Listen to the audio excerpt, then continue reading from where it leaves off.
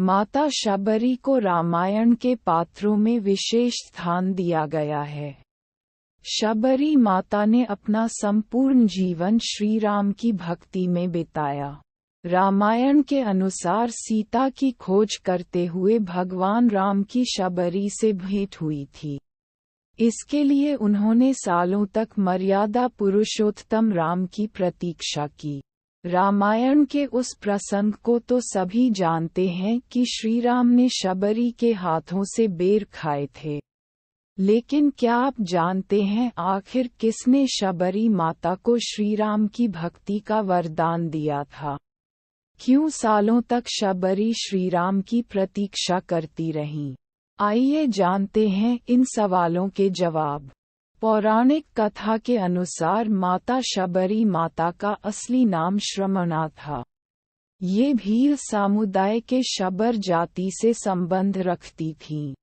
इसी कारण कालांतर में उनका नाम शबरी हुआ। शबरी के पिता भीलों के मुखिया थे। उन्होंने शबरी का विवाह भील कुमार से तय कर दिया।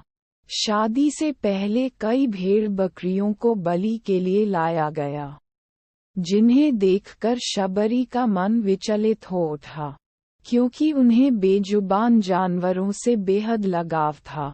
निर्दोष जानवरी की हत्या को रोकने के लिए शबरी विवाह से एक दिन पूर्व घर से भागकर जंगल चली गईं और सभी जानवरों को बचा लिया।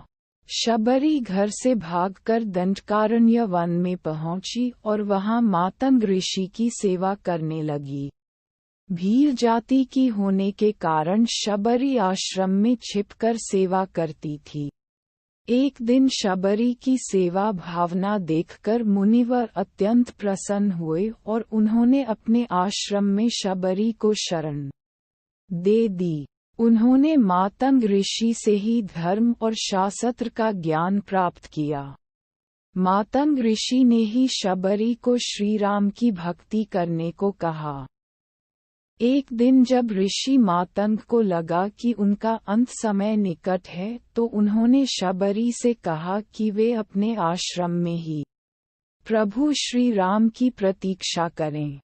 वे एक दिन अवश्य ही उनसे मिलने आएंगे और उसके बाद ही तुम्हें मोक्ष प्राप्त होगा। शबरी प्रतिदिन अपनी कुटिया के रास्ते में आने वाले पत्थरों और कांटों को हटाने लगीं, ताकि श्रीराम के आगमन के लिए मार्ग सुलभ हो जाए। रोज ताजे फल और बेर तोड़कर श्रीराम के लिए रखती। माता सीता की खोज में जब श्रीराम शबरी की कुटिया पहुंचे तो वह भाव विभोर हो गईं और उनकी आंखों से आंसू बहने लगे।